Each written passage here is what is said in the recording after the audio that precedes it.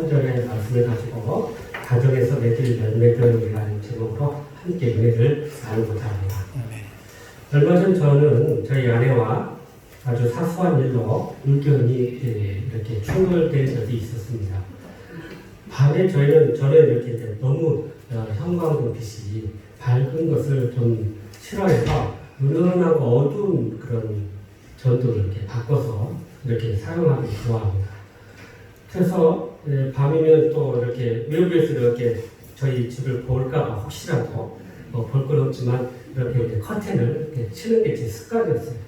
근데 저희 아내는 꼭 반대로 오히려 밝은 밑에 형광등을 켜고 또 밤에도 커튼을 쫙 비춰놔가지고 자 우리 이렇게 행복하게 사는 거 보십시오. 그런 이제 성향이었어요. 그래서 제가 또 커튼이 왜 또 이렇게 열려있나 하고 싶어서 다시 커튼을 쳤죠. 그랬더니 저희 아내가 뒤에서 하는 말 안 맞아 나하고 너무 안 맞아 이러는 거예요. 그래서 제가 그랬죠. 아 그럼 우리는 로또 부분에 그랬죠. 안 맞구나. 그런데 여러분 사실 우리가 이 행운을 가져다 주는 것을 로또라고 하는데 참 안 맞아서 문제이긴 하지만요. 근데 우리가 참 서로 안 맞는 것도 남을 탓하기보다는 서로의 다른 점을 이해하고 용납하려고 한다면 우리가 언제나 그런 행복한 가정을 이루게 될 것으로 생각합니다. 그래서 서로의 단점을 용납하고 좋은 점을 칭찬한다면 우리는 더욱더 서로를 이해하고 그런 아름다운 가정을 이루게 되는 것입니다. 여러분 사실 이 칭찬 속에는 우리의 삶의 활력소가 들어있어요. 그래서 칭찬 한마디에 우리의 삶이 기쁨을 누리게 되고요. 거기에서 많은 영양소들이 나오게 된다고 합니다. 그래서 칭찬은 서로의 자존감을 높여주고 삶의 의욕을 높여주면서 그래서 진정한 삶의 가치를 발견하도록 돕는 촉진제가 바로 칭찬이다. 그래서 서로를 향한 이 칭찬하는 것이 얼마나 중요한가를 알게 됩니다. 이 톰소유 모음을 쓴 마크 트웨인이라는 분도 이 칭찬 한마디에 2달 동안을 행복할 수 있다라고 이야기할 정도였어요. 작가인 강홍국 씨도 칭찬하려면 좀 진실한 마음으로 구체적으로 하라라고 이야기하고 있습니다. 그래서 우리가 좀 더 이런 칭찬을 가지고 사실 돈 드는 거 아니잖아요. 그래서 마음에서 우러나오는 그런 마음을 가지고 서로를 향해서 칭찬한다면 서로에게 행복을 주는 그래서 이보다 더 큰 행복이 어디 있겠습니까? 오늘 본문은 어떻게 하면 행복한 가정을 이룰 수 있을 것인가에 대한 교훈을 주는 그런 말씀이에요. 남녀가 이렇게 만나서 사랑을 하고 가정을 이루게 됩니다. 그래서 주님 안에서 가정을 이루는데 시간이 지나면서 사랑의 열매를 맺어가는 것이 사실 자연스러운 일들이에요. 그런데 현실은 그렇지 못할 때가 너무나 많습니다. 부부가 가정을 이루고 시간이 지남에 따라서 서로의 단점만 보이고 서로의 장점은 묻혀지는 그런 일들이 많아지면서 그렇게 서로에 대한 관점과 이해를 이해하지 못하고 갈등을 겪다가 결국은 그렇게 헤어지는 경우들이 점점 많아지고 있다는 사실이에요. 우리가 이런 현실에서 어떻게 하면 하나님이 원하시고 기뻐하는 가정을 이룰 수 있을 것인가? 또 우리의 믿음의 사람들이 가정에서 맺어야 할 열매들이 어떤 것인가? 오늘도 주시는 말씀을 통해 주님의 음성을 듣고 그렇게 성령 안에서 행복한 가정을 이루는 저와 여러분 되시기를 주님의 이름으로 축복합니다. 먼저 우리 4절 말씀을 같이 한번 읽어보실까요? 시작! 사랑은 오래 참고 사랑은 오래 아니하며 시기하지 아니하며 사랑은 자랑하지 아니하며 교만하지 아니하며 아멘. 이 고린도전서 13장은 사랑장이라고 하고요. 이 사랑장의 내용들을 사랑의 창가라고 부를 정도로 이 사랑의 정의와 구체적인 특성을 잘 묘사하고 있습니다. 그런데 바울 사도가 이러한 사랑을 이야기하면서 성령의 은사와 연관해서 이 사랑을 소개했다는 사실이에요. 사실 이 고린도전서 13장 앞장들을 쭉 보면요. 계속해서 성령의 다양한 은사들에 대해서 이야기하고 그 성령의 다양한 은사들 중에 가장 최고의 은사가 바로 이 사랑이다라고 소개하고 있다는 사실입니다. 또한 우리 갈라디아서 5장을 보면 성령의 열매들이 나오는데요. 그 성령의 열매 가장 첫 번째 나오는 게 바로 이 사랑의 열매라는 거예요. 그래서 우리는 이 사랑은 성령의 은사와 열매와 관련되어 있다는 사실을 우리가 이해하면서, 그래서 이러한 사랑의 삶을 살려면 반드시 성령과 함께 해야만이 우리가 이 사랑의 삶을 살 수 있다는 것을 우리에게 말씀해주고 있는 것입니다. 우리 한국말에는요, 사랑이라는 말을 그냥 사랑이라는 한 단어로 쓰지만 이 신약 성경에 쓰여진 헬라어에는 사랑이라는 단어를 네 개로 구별해서 사용하고 있다는 사실입니다. 먼저 이 스트로게라는 사랑이라는 표현은 가족 간의 애정을 의미할 때 쓰는 그런 단어이고요. 또 필리아라는 이 사랑은 친구 간의 우정을 사용할 때 이 사랑을 사용합니다. 또 에로스라는 이 사랑은 남녀 이성 간의 사랑을 이야기할 때 사용하는 단어이고요. 아가페라는 단어는 이타적인, 정말 자신의 삶을 초월하는 이타적인 사랑을 이야기할 때 이 아가페라는 단어를 사용하고 있습니다.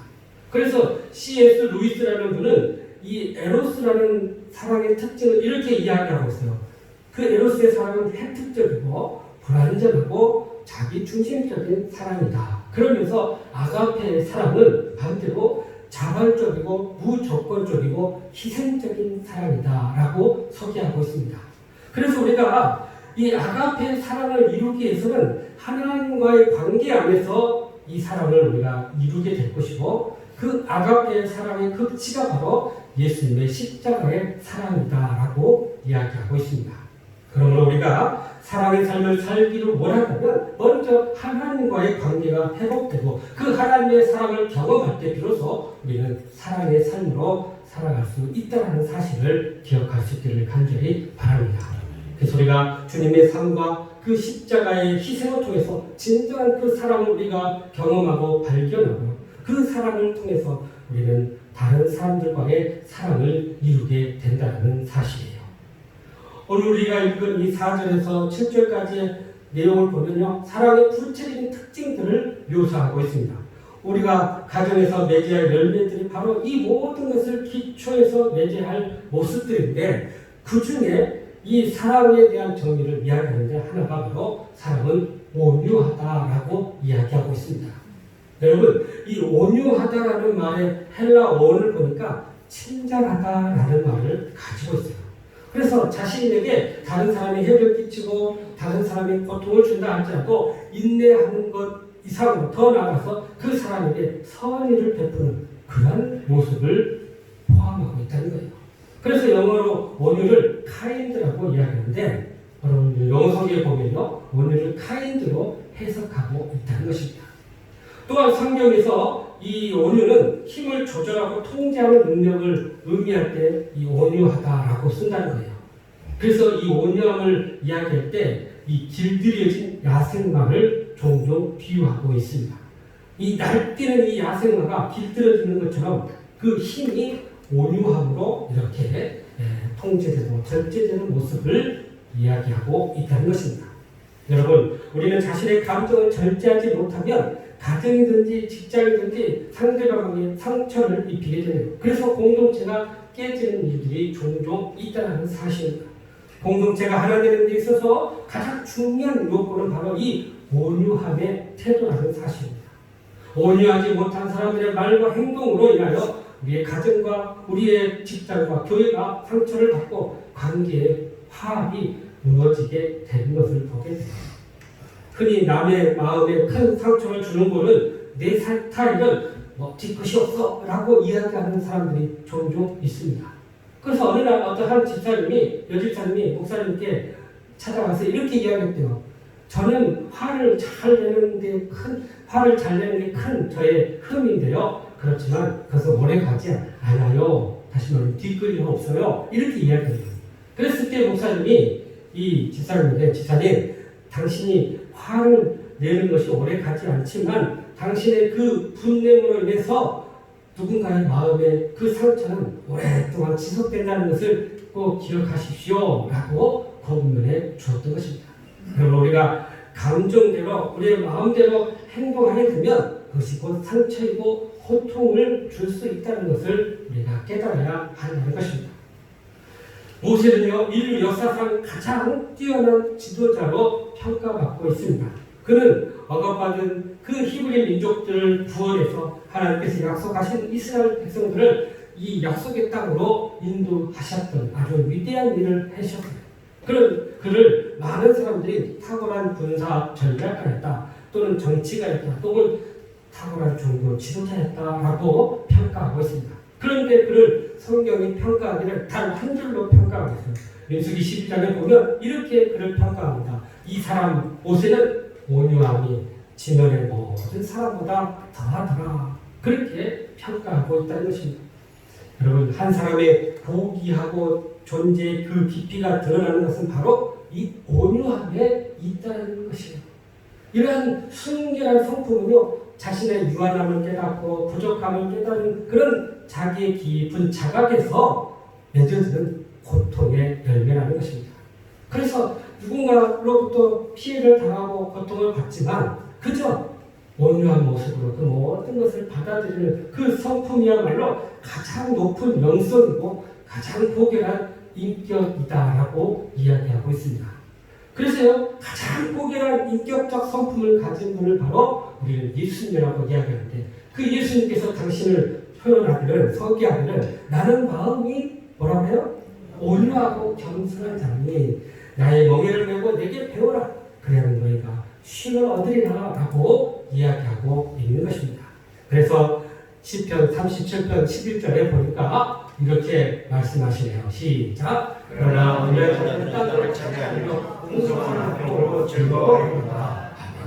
그래서 온유한 자들은 땅을 차지하고 그 풍성한 화평으로 많은 사람들에게 그런 화평의 복을 나누게 되는 것입니다. 또 에베소서 4장 2절에 보니까 이런 표현을 쓰네요. 모든 겸손과 온유로 하고 오래 참음과 사랑 가운데 서로 용납하라고 이야기하고 있습니다.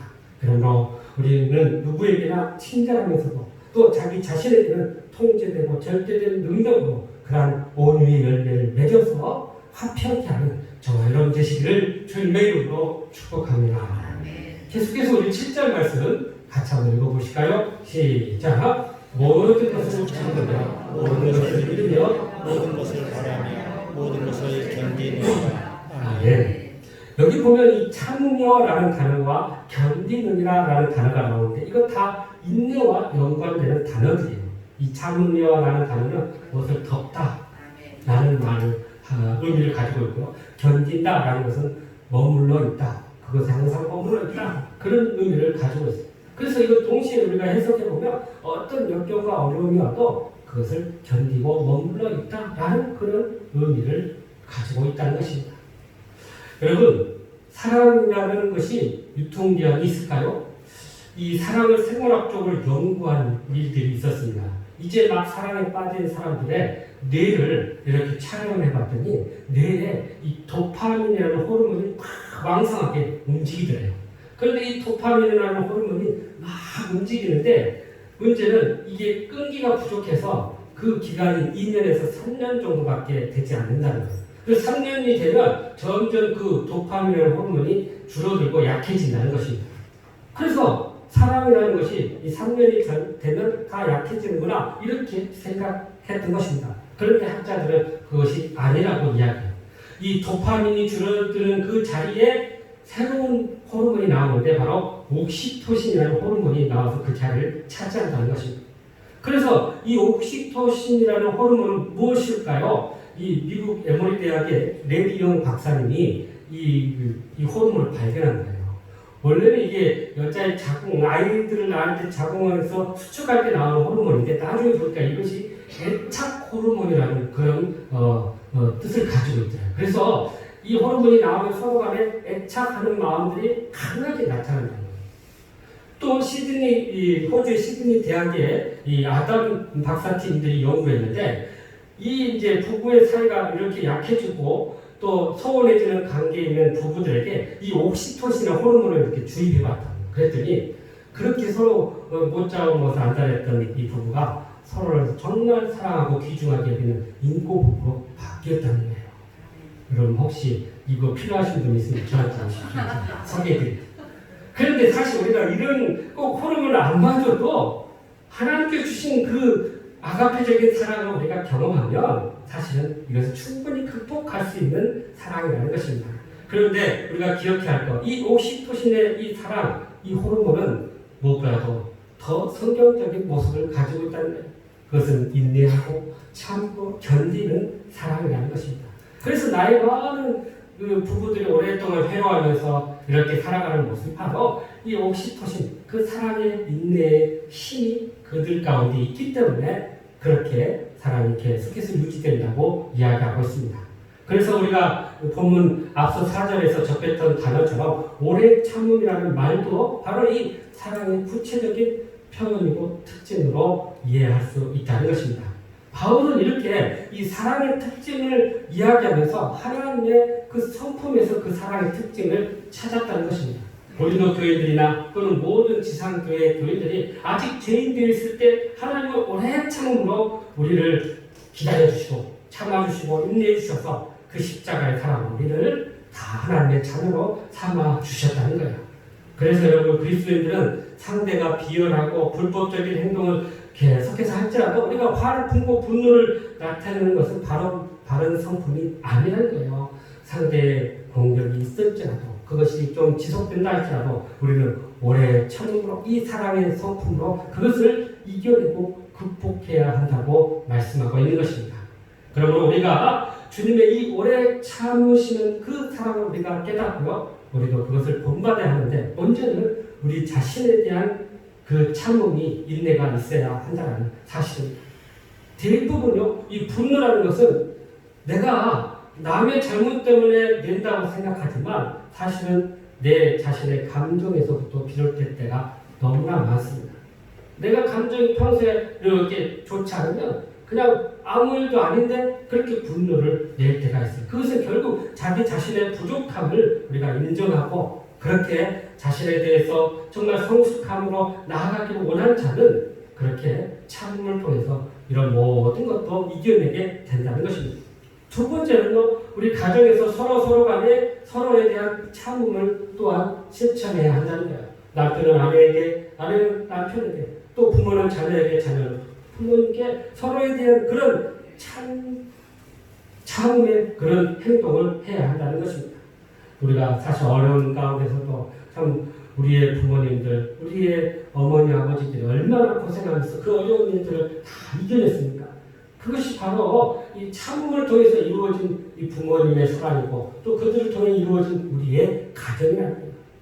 요즘 부모님들은 또 참지 못하니까 이 청소년들과 많은 갈등이 있는데요. 그래서 이 부모님들 또한 자녀들을 향해서 오래 참음을 또한 배워야 한다는 것입니다. 우리 자녀들의 미래를 생각하면 현재 부족함을 보고 안타까워하고 답답할 수도 있어요. 그러나 그것도 우리가 참고 기다려 주어야 한다는 것입니다.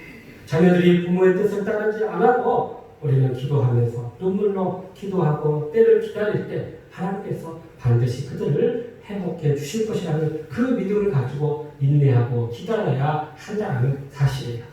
더 나아가서는 하나님을 향해서 우리가 또 참고 인내하고 기다려야 한다는 사실입니다.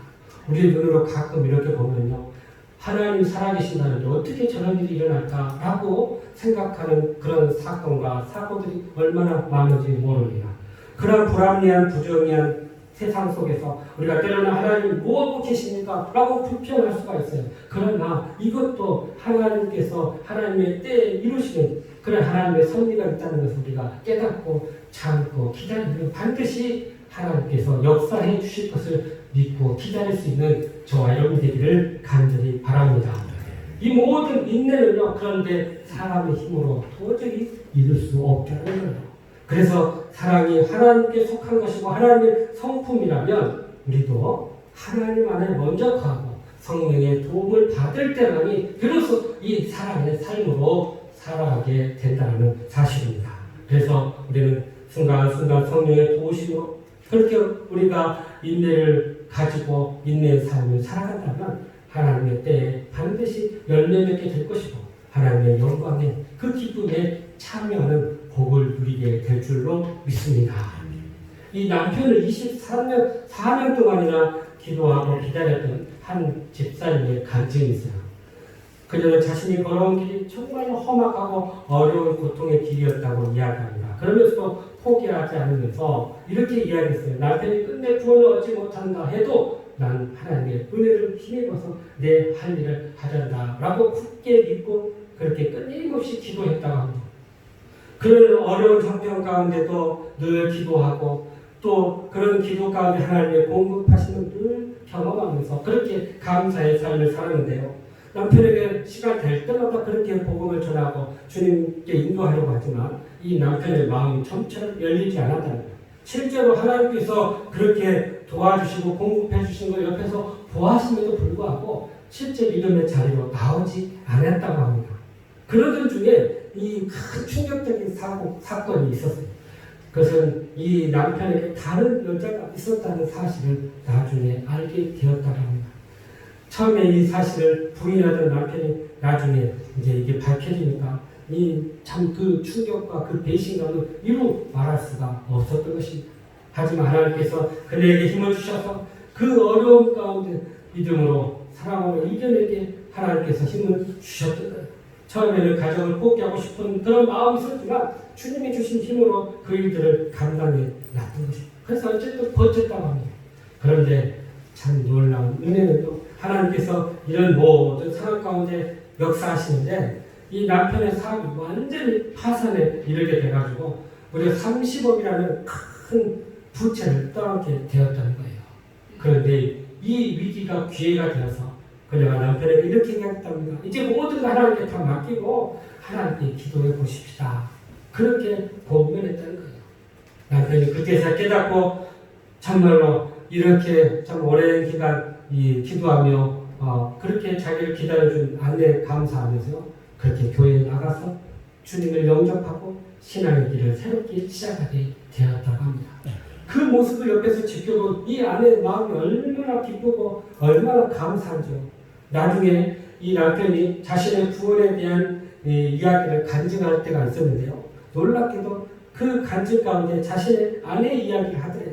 결국 자기가 여기까지 올 수 있었던 것은 자기의 아내의 그 인내와 기도가 있었기 때문이라고 고백했던 것입니다.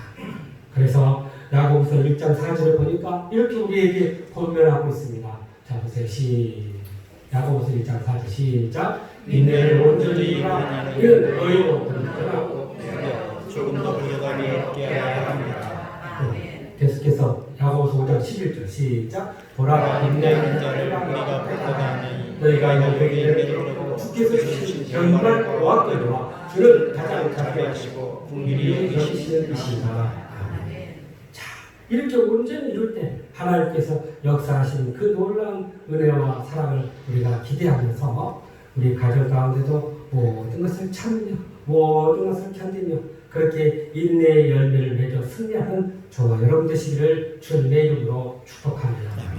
마지막으로 우리 13절 말씀 같이 읽어볼까요? 시작. 그런즉 믿음, 소망, 사랑 이 세 가지는 항상 있을 것인데 그 중에 제일은 사랑이다. 여기 이 사랑의 참가로 불려주는 이 사랑까지의 마지막 결론인데요. 그 결론은 이 사랑의 영원성과 이 사랑의 우월성을 강조하고 있습니다. 본절에 나오는 이 믿음, 소망, 사랑은 기독교의 가장 중심이고 본질이에요. 그런데 보니까 그런즉이라는 말로 결론을 맺고 있는데 이 앞부분의 모든 내용을 정리하고 있는 그래서 마무리하는 표현입니다. 그런데 이 사랑의 은사를 표현하면서 앞에 있는 은사들에 대한 소개가 쭉 나와 8절에 보면 그러잖아요. 예언의 은사, 방언의 은사, 지식의 은사 이런 개별적인 은사들은 다 사라진다는 거예요. 그러나 이 사랑은 믿음, 소망, 사랑은 영원히 존재할 것이라고 강조하고 있습니다. 그래서 그 중에 제일은 사랑이다라고 이야기해요. 그래서 오늘을 보니까 그 중에 가장 위대한 것은 사랑이다. 그러니까 믿음, 소망, 사랑 중에 가장 위대한 것은 사랑이다라고 말씀하고 있는 것입니다. 바울은 왜 이렇게 사랑을 가장 위대하다라고 표현했을까요? 먼저는 이 사랑이 믿음과 소망이 나오게 하는 근간이고 원동력이라는 사실입니다. 이 믿음과 사랑이, 그러니까 사랑이 없으면 이 믿음과 소망의 근거가 없어지고 더 이상 믿음과 소망이 지속되지 않는다는 점에서 사랑이 더 우월하다라고 표현하고 있는 거예요. 또한 믿음과 소망은 자신의 것을 위한 그런 것이지만 이 사랑은 타인을 위한 덕목이라는 사실입니다. 그래서 사랑이 더 우월하다는 거예요.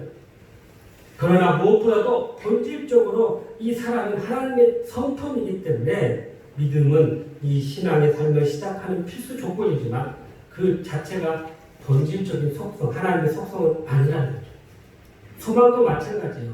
소망은 우리가 하나님의 섭리와 주권이 이루어질 것이라는 그런 바람과 기대가 들어있는 거죠. 그러나 그것 자체가 하나님이지는 않아요. 그런데 이 사랑은 하나님의 본질이고 본질적인 그런 속성이기 때문에, 성품이기 때문에 그것이 바로 가장 위대하다라고 말씀하고 있는 것입니다. 그래서 저명한 성경 주예가인 맹길이라는 분이 이런 말을 하고 있어요. 사랑만이 그리스도인들로 하여금 하나님을 닮게 한다라고 말씀하고 있습니다. 사랑이 단순히 시간적으로 오래돼서 제일인 게 아니라 사랑은 하나님의 본질적인 속성이고 사랑만이 우리로 하여금 하나님을 닮게 하기 때문에 가장 위대하다라는 것입니다. 요한 사도도 요한일서에 보니까 이렇게 이야기하고 있어요. 사랑은 하나님께 속한 것이니 사랑하는 자마다 하나님께로 나서 하나님을 알고 사랑하지 않는 자는 하나님을 알지 못하는 이는 하나님은 사랑이시니라라고 고백하고 있습니다. 그래서 기독교를 사랑의 종교라고 표현하는 이유가 바로 여기에 있는 거예요. 이러한 사랑의 실천을 통해서 우리는 하나님 우리 안에 거하심을 삶으로 나타날 수 있어야 한다는 사실입니다. 그래서 우리 신앙이 열륜이 깊어지고 우리의 직분이 더 중요하다면 우리는 더 사랑의 표현에 익숙해져야 한다는 사실입니다.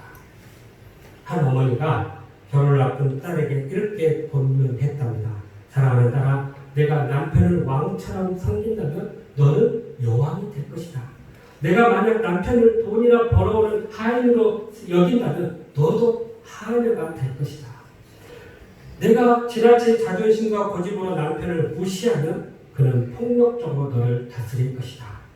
만일 남편의 친구나 남편의 가족들, 친지들이 방문하면 밝은 표정으로 정성껏 대접하라. 그러면 남편이 너를 소중한 보석으로 여길 것이다.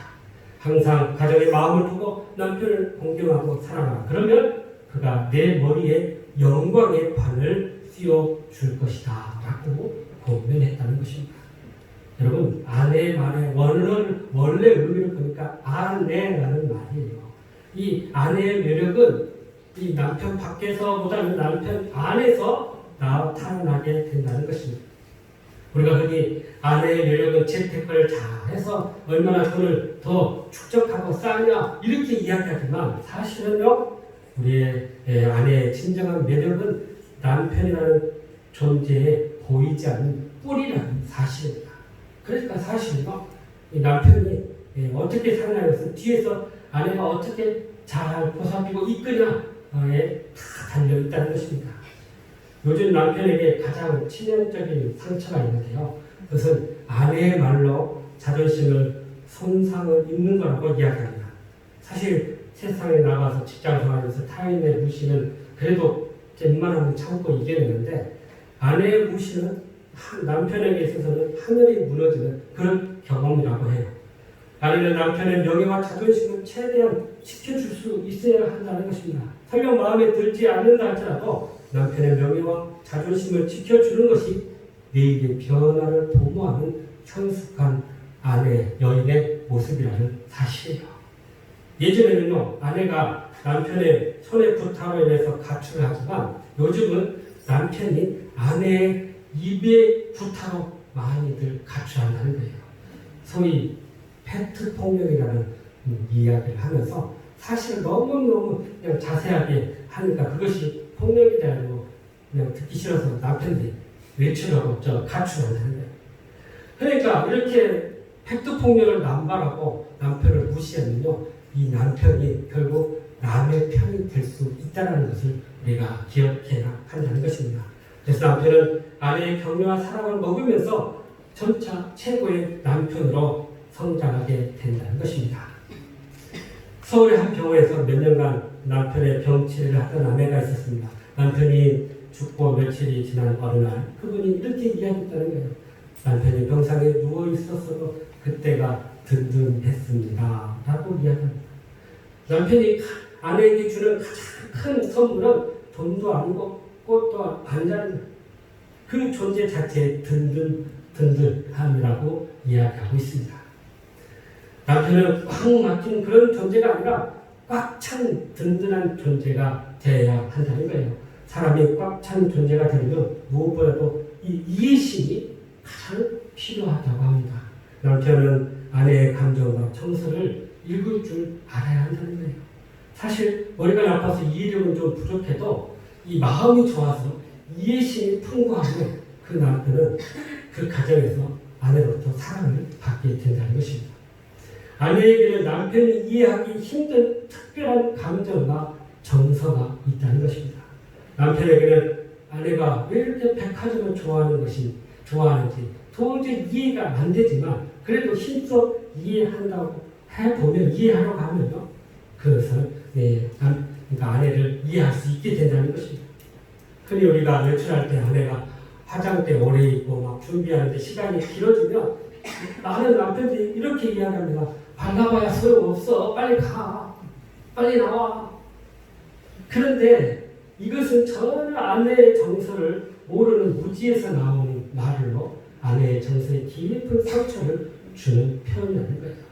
오히려 이럴 때는 남편이 시간이 있으니까 천천히 여유 있게 준비해 내가 기다릴게 라고 이야기한다면 그것이 바로 이 아내의 든든한 바람막이의 남편이 될 수 있다는 것입니다. 그래서 요한일서 3장 18절에 보니까 이렇게 우리에게 권면하고 있습니다. 시작. 자녀들아 우리가 말과 혀로 살아가지 말고 행함과 진실함으로 하자. 아멘. 또 요한일서 4장 11절에 이렇게 권면합니다. 시작. 사랑하는 자들아 하나님이 같이 우리를 사랑하시고 우리도 서로 사랑하는 것이 맞다. 그러므로 우리는 하나님의 본질적 이 속성인 사랑의 그 성품을 닮아서 우리의 가정에서 사랑의 열매를 맺어가는 저와 여러분 되기를 간절히 바랍니다. 사랑하는 성도 여러분, 오늘은 가정의 달이라고 이야기합니다. 오늘날 많은 가정이 무너지고 해체되고 있습니다. 그런 가운데 우리의 믿음의 가정들이 먼저 회복되고 세상에 이러한 믿음의 참된 가정의 모습이 있다라고 보여줄 수 있어야 한다는 사실입니다.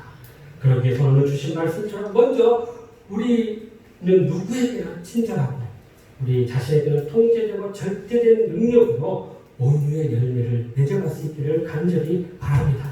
또한 우리 가정에서 모든 것을 참으며 모든 것을 견디며 모든 것을 인내하는 이 인내의 열매를 맺어갈 수 있기를 간절히 바랍니다. 나아가서 하나님의 본질적 속성인 이 사랑의 성품을 닮아서 사랑의 삶을 통해 사랑의 열매를 맺어가는 저와 여러분 되기를 간절히 바랍니다. 그럴 때 우리 가정은 사랑의 가정으로 회복되어서 주님 안에서 행복한 가정을 이루게 될 줄로 믿습니다. 하나님과 축복이 저와 여러분 가운데 함께 하시기를 주님의 이름으로 축원합니다. 오늘 주신 말씀 가지고 하나님 우리의 사랑, 우리의 가정이 사랑과 내가 포성하시는 하나님 참으로 많은 가정들이 무너지고 있습니다. 그러나 우리 믿음의 가정들은 주님의 사랑으로 회복을 하시고 그래서 온전한 사랑을 이루게 하여 주시옵소서. 예수님의 이름으로 기도하옵나이다. 아멘.